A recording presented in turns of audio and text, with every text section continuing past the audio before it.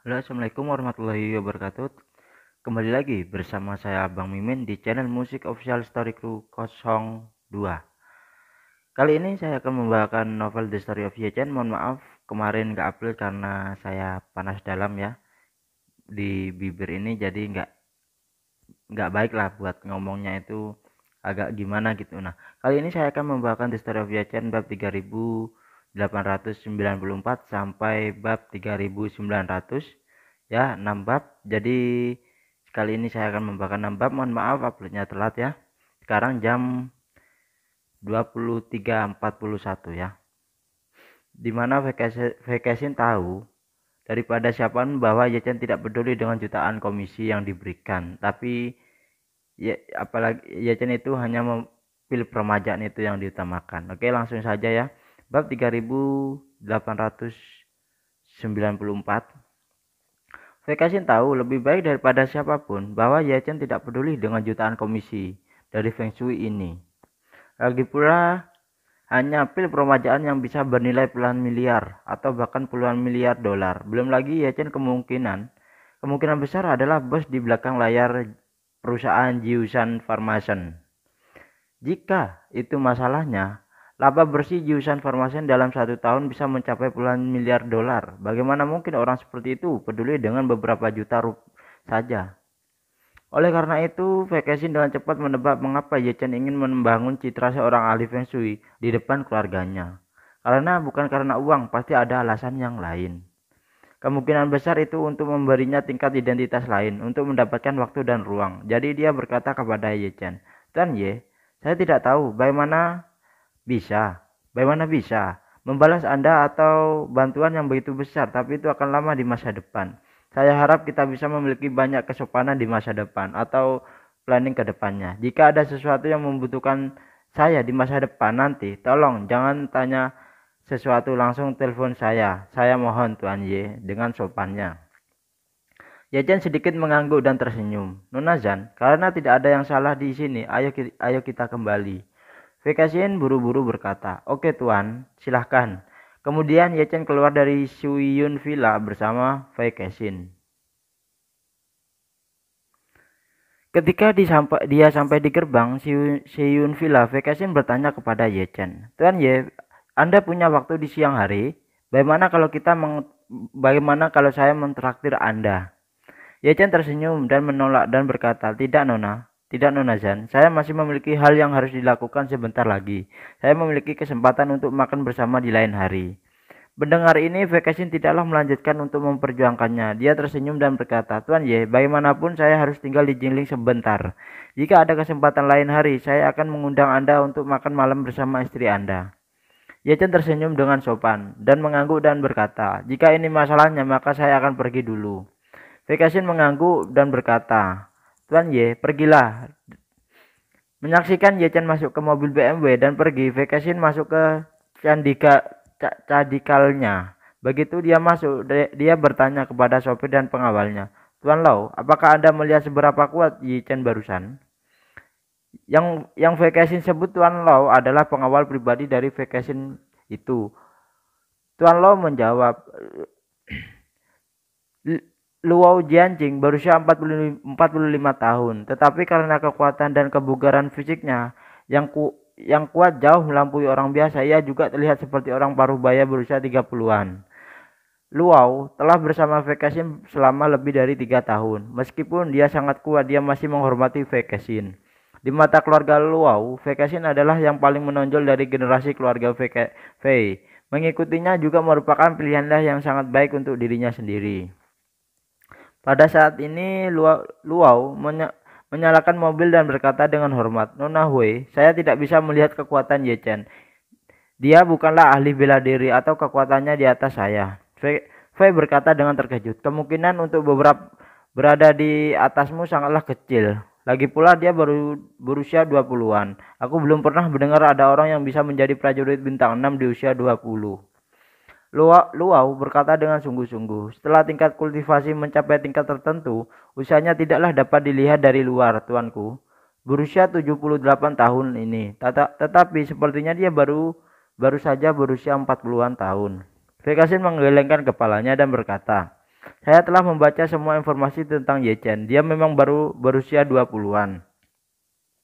Luo Jianjing berpikir sejenak dan kemudian berkata kemungkinan yang lebih besar adalah dia bukanlah ahli seniman bela diri. Jika tidak, selama dia memasuki gerbang seniman bela diri, saya dapat melihat melalui kultivasinya. Vexin mengangguk ringan dan berkata, meskipun orang ini masihlah muda, dia merasa sangatlah misterius dan sulit untuk dipecahkan misteri itu. Chen Yingshan dan yang duduk di kopilot berkata, Nona, saya baru saja menemukan hal yang sangat menarik.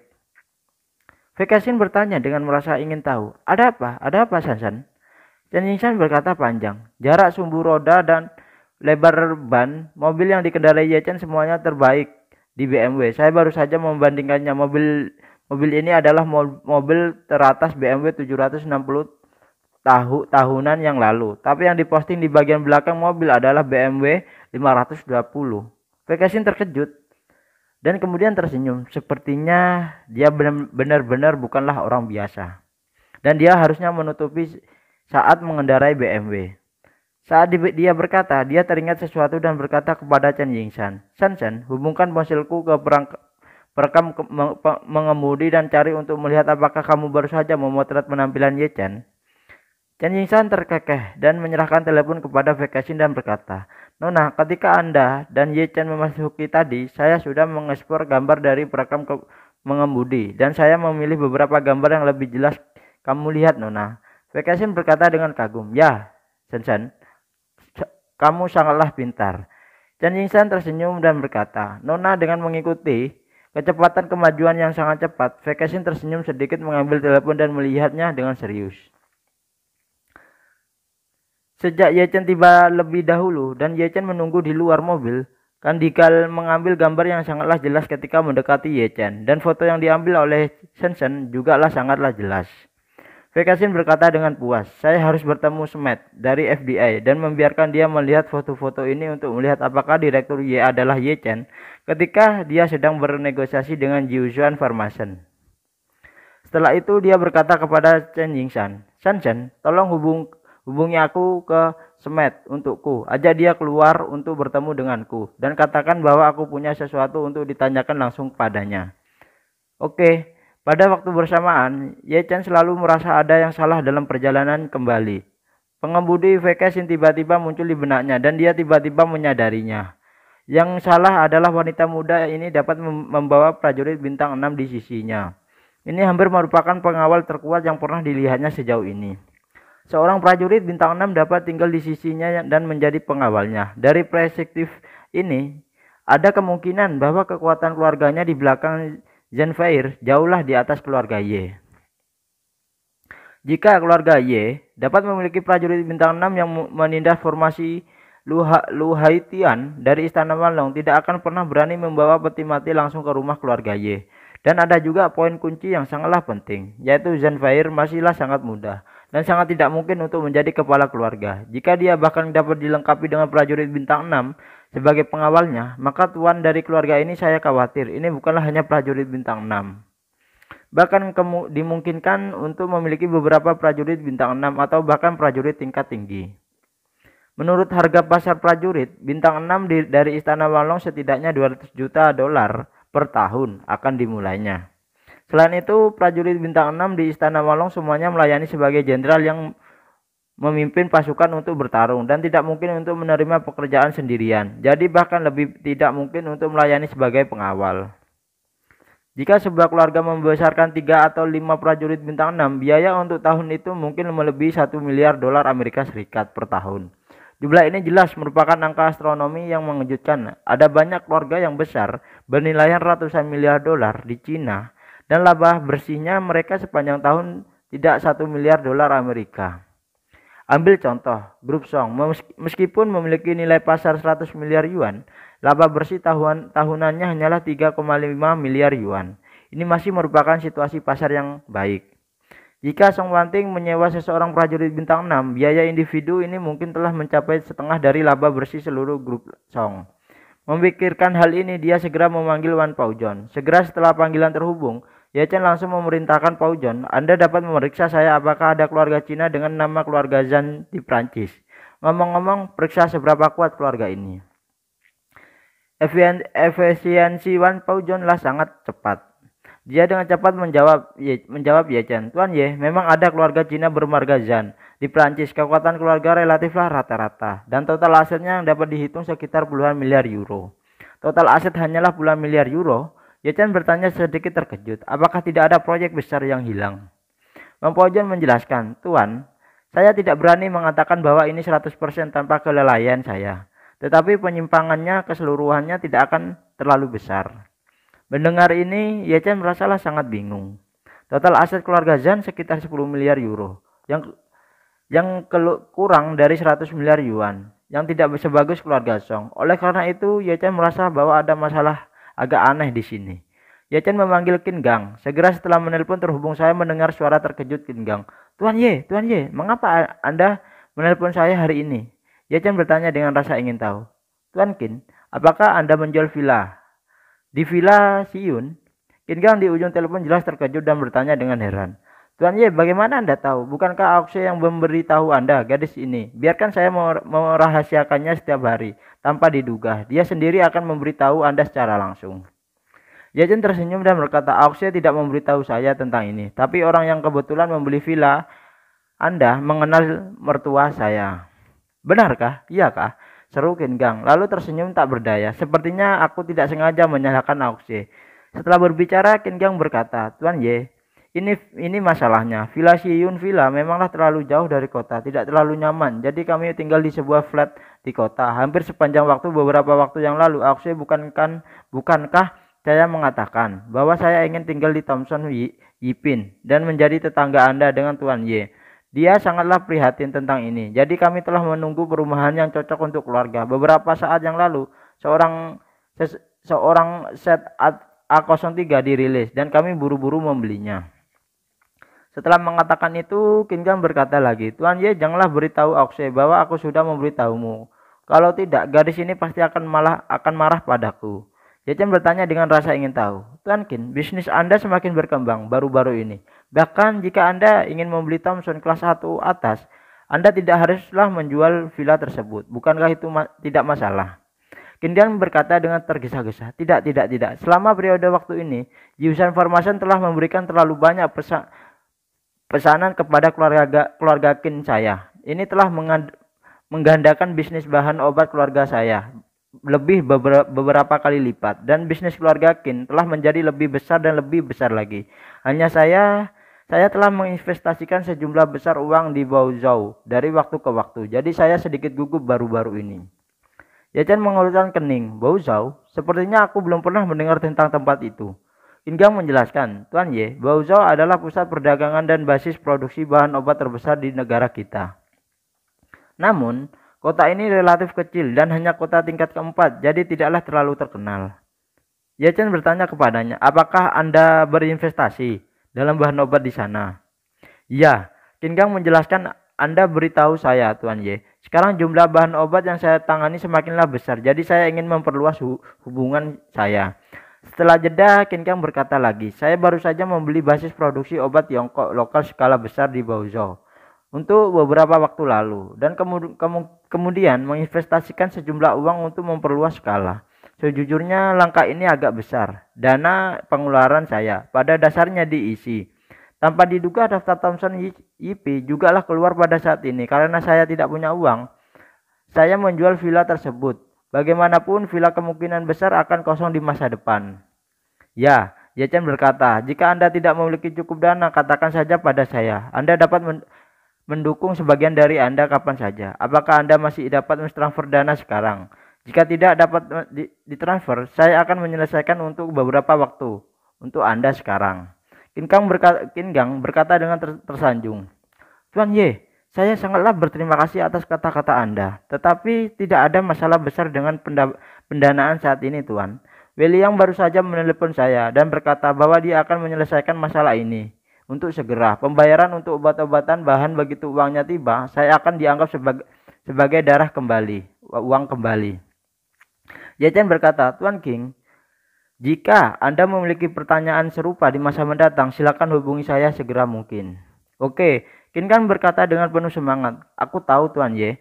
Ye Chen bertanya lagi, "Ngomong-ngomong, kapan kamu berencana pindah ke kelas 1 Thompson?"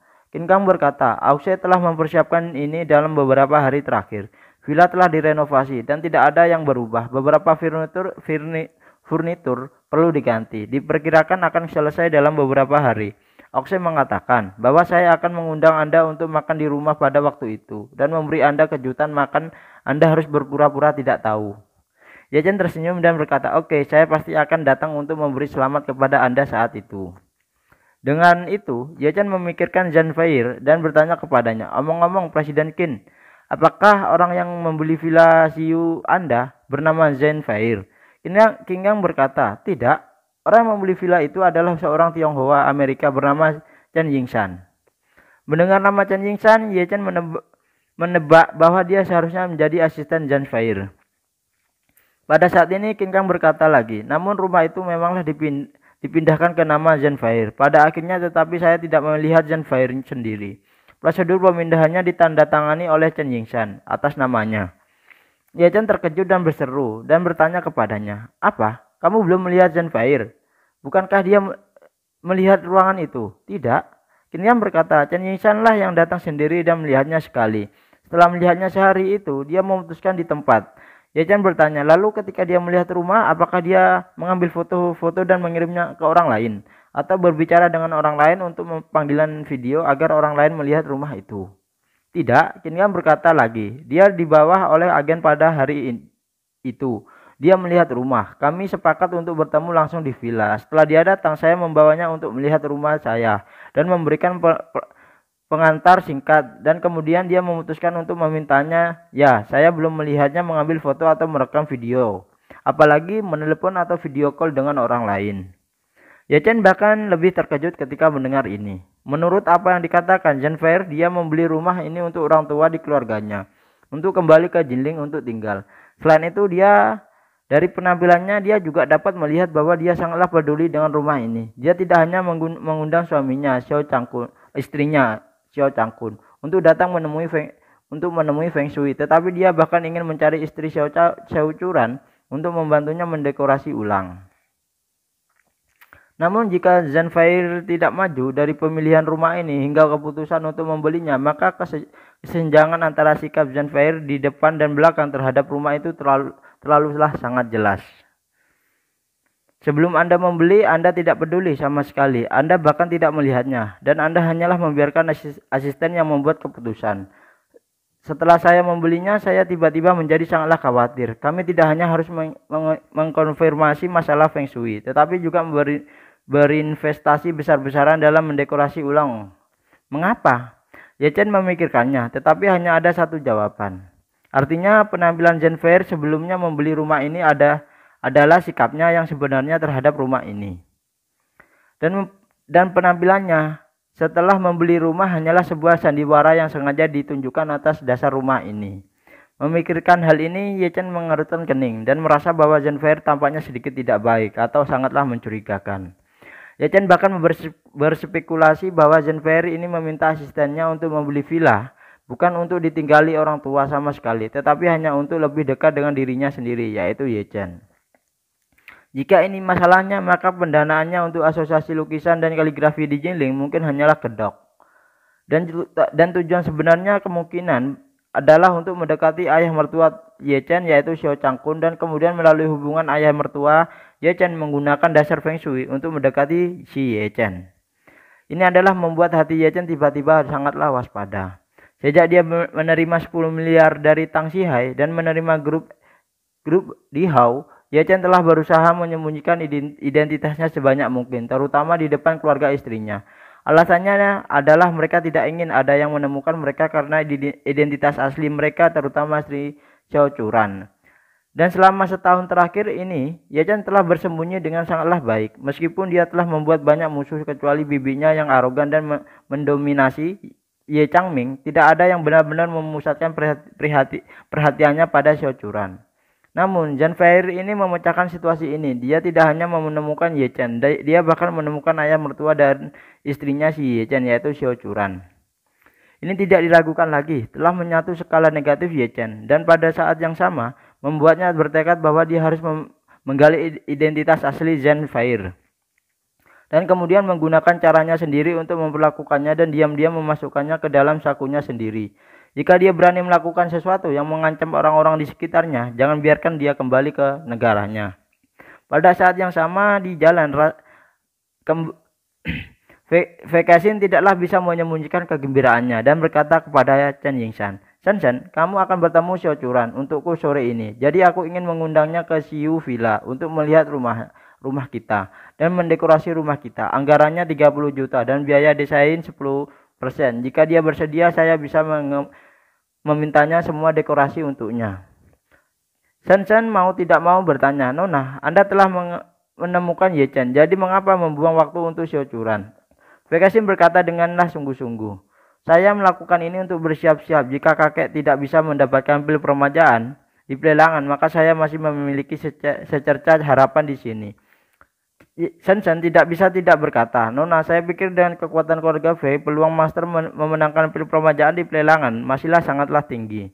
Vekasin menggelengkan kepalanya dan berkata, "Sejujurnya, saya tidak melaporkan harapan apapun untuk pelelangan." Dan Nisan bertanya dengan tidak mengerti, "Mengapa wanita muda itu mengatakan ini? Apakah Anda mendengar sesuatu tentang itu?" "Tidak," Vekasin berkatalah dengan tenang. "Saya baru saja menyimpulkan lintasan perkembangan masa depan dari masalah ini berdasarkan pengetahuan saya. Dalam deduksi saya, sulit bagi kakek untuk mendapatkan pil permajaan di pelelangan itu." Dan Yingsan tercengang ketika mendengar ini. Dia tidak tahu mengapa Vekasin begitu pesimis tentang pelelangan itu. Jadi dia bertanya, "Mengapa Nona, Anda mengatakan itu?" Vekasin melihat keluar jendela, tertawa kecil dan berkata, "Saya memiliki model analisis saya. Tetapi model ini melibatkan terlalu banyak area dan terlalu banyak elemen, Anda tidak dapat mengatakannya dengan jelas. Jadi janganlah bertanya." "Oke." Shen mengangguk dan tak berdaya dan bertanya lagi, "Nona, lalu apakah menurut Anda mungkin untuk mendapatkan pil tersebut dari Ye Chen?" Vekasin mengangkat bahunya merentangkan tangannya dan berkata, "Sebenarnya saya tidaklah yakin tentang Ye Chen. Orang ini terlalu aneh, di mana-mana tidak masuk akal. Jadi saya tidak bisa menilai dia dengan pengalaman normal saya." Setelah berbicara, Vekasin menghela nafas dan berkata dengan mata yang lebih tegas, "Tetapi jika saya tidak ingin mengenal Ye Chen, saya hanya bisa menggantungkan semua harapan saya di pelelangan tersebut. Setelah saya mengenalnya, ada satu kemungkinan lagi, bahkan jika dia yang kedua mungkin hanya memiliki tingkat keberhasilan 1%. Saya tidak akan pernah menyerah, karena selama ada secerca harapan, itulah lebih baik daripada tergantung di pohon." Segera Vekasin berkata lagi, "Jika Anda mengenal istri dengan lancar, Anda pasti akan dapat mengingat secara moderat berdasarkan 1%. Jika Anda memiliki kesempatan untuk meletakkan dasar tertentu untuk persahabatan dengan mereka, kemungkinan akan terjadi ditingkatkan lagi. Mungkin 2-3%. Chen Yingshan mengangguk dan berkata, "Nona, jika Xiao Changkun juga termasuk tingkat keberhasilan, harus lebih tinggi kan?" "Ya." Vekasin mengangguk dan menghela nafas. "Apa yang harus kita lakukan sekarang adalah menunjukkan kebaikan kepada keluarga di sekitar Ye Chen dengan segenap kekuatan kita. Hanya dengan cara ini kita dapat memenangkan lebih banyak peluang. Jika tidak, itu tidak akan memakan waktu lama. Beberapa tahun kami akan dikeluarkan dari keluarga Fei dan diredukasi menjadi cabang dari keluarga Fei. Sebagai keluarga Cina yang tersembunyi, logika operasi internal keluarga Fei sangatlah mirip dengan kebanyakan keluarga Cina. Yang paling kejam adalah perebutan hak waris. Meskipun Vekasin adalah yang paling disukai di keluarga Fei, itu sebagian besar karena lelaki tua itu sangatlah mencintainya. Yang lain melihat wajah lelaki tua itu, dan di permukaan mereka mencintainya. Vekasin seperti putri di istana kuno, tapi putri yang disukai oleh kaisar. Dengan bantuan kaisar, dia ada di istana sebelum dia berada di istana, dan semua orang akan memberinya 3 poin. Tapi begitu sang putri menikah dan kaisar tua meninggal, statusnya di istana akan sangatlah terpengaruh. Kecuali kaisar yang baru dinobatkan adalah ayahnya, maka putrinya akan menjadi seorang putri dan statusnya akan naik bukannya jatuh. Namun dalam pandangan Vekasin, dengan begitu banyak kakek dan ahli waris, ayahnya adalah yang paling kecil kemungkinannya untuk mewarisi posisi kepala keluarga, dan sekarang batas waktu kakek Fei Jianzhong semakinlah dekat. Dia tidak bisa mendapatkan pil permajaan, maka Fei Jianzhong akan berkendara ke barat, mungkin hanya 2 tahun terakhir. Dan karena ayahnya adalah yang termuda di antara banyak saudara laki-laki dan perempuan, akumulasi energi dan kekuatannya juga sangat terburuk. Begitu lelaki tua itu meninggal, ayahnya akan menjadi kumpulan objek pertama yang dibersihkan oleh pemilik baru atau ditendang. Secara umum dalam keluarga besar, kecuali garis yang benar-benar mewarisi posisi kepala keluarga, yang lain secara bertahap akan menjadi cabang samping. Namun setelah pemilik baru berhasil untuk menstabilkan perkembangan keluarga, dia tidak akan segera mengusir semua saudara sekaligus, tetapi akan memilih untuk membersihkan saudara-saudara yang memiliki rasa keberadaan yang lebih lemah dan kurang berguna terlebih dahulu, untuk membandingkan rasa keberadaan saudara-saudarinya yang kuat dan berguna tinggal di rumah, utama untuk sementara waktu. Setelah itu, pemilik baru akan terus memberikan lebih banyak manfaat kepada saudara-saudara yang tersisa sebagai imbalan untuk membantu mereka memperkuat posisi mereka sebagai pemilik. Ketika status mereka dikonsolidasi, saudara-saudari ini juga mendapat bagian dari manfaat yang mereka inginkan, sehingga mereka rela meninggalkan rumah tuannya dan berdiri sendiri. Keluarga utama setelah mengorbankan sebagian dari manfaat, juga sepenuhnya meletakkan dasar kepala keluarga, dan kemudian seluruh keluarga berkembang dengan konsentrasi tinggi, menunggu pemisahan berikutnya dalam beberapa dekade. Saat ini, keluarga V memiliki hak terkuat untuk berbicara, itu adalah keluarga putra tertua, yaitu Paman V Kesshin. Paman V Kesshin adalah putra pertama yang lahir ketika lelaki tua itu berusia 18 tahun. Dia mengikuti lelaki tua itu sepanjang jalan, dari hari-hari tersulit yang paling berpengalaman dan paling banyak berlatih di seluruh keluarga V. Selain lelaki tua itu, dia adalah yang paling meyakinkan bagi orang yang di bawah. Di masa depan, dia harus menjadi kepala keluarga V. Adapun ayah V Kesshin, dia masih gagal untuk mengesankan lelaki tua itu, dan perannya dalam keluarga V tampaknya sedikitlah tidak relevan. Jika bukan karena V Kesshin memiliki rasa kehadiran yang kuat di depan lelaki tua itu, garis keluarga mereka akan benar-benar ditinggalkan oleh lelaki tua itu. Karena V Kesshin kepada dasarnya dapat menyimpulkan bahwa begitu kakeknya meninggal dan dia kehilangan restu ayahnya, maka keluarganya akan diusir dari keluarga V segera mungkin. Dan dia tahu betul di dalam hatinya bahwa bahkan jika dia memiliki beberapa kemampuan, pamannya tidak akan pernah menggunakannya, apalagi memberinya kesempatan untuk tumbuh. Karena itu, V Kesshin lah sekarang harusnya bekerja 120 menit untuk membantu kakek mendapatkan keinginannya dan mendapatkan pil peremajaan. Tidak ada yang ingin ayahnya hidup lebih lama darinya, karena hanya ada dengan cara ini dia dan keluarganya dapat ditukar dengan jendela pengembangan 1 dekade atau bahkan lebih lama. Nah, itu ya 6 bab untuk The Story of Vietchen bab 3894 sampai 3900. Terima kasih. Sebelum itu jangan lupa like, komen, dan subscribe juga channel saya, channel baru saya, Bang Mimin Channel, linknya ada di deskripsi. Untuk ya, ini pengumuman ya, untuk jika ingin main game tapi dapat uang, silahkan komen. Saya bakal bagi tutorialnya main game dapat dolar ya. Bisa ditukar ke aplikasi Dana dan GoPay. Oke. Jika kalian ingin tahu caranya gimana, itu nggak perlu banyak nggak ribet lah ya. Nggak perlu undang teman, nggak perlu apapun. Itu bisa sangatlah mudah. Jika kalian ingin tahu caranya, silahkan komen. Saya akan bikinkan tutorialnya. Itu hanya membutuhkan 2 aplikasi lah ya, aplikasi utama semua itu ya, bukan aplikasi video ataupun itu menukarkan poin, bukan, itu main game. Nanti saya kasih tutorialnya. Jika ada yang mau, silahkan komen ya. Terima kasih dari saya, wabillahi taufiq wal hidayah. Wassalamualaikum warahmatullahi wabarakatuh. Ya, contohnya seperti game yang saya buat itu, linknya ada di deskripsi ya, link video saya main gamenya ya. Oke, bye bye dari saya.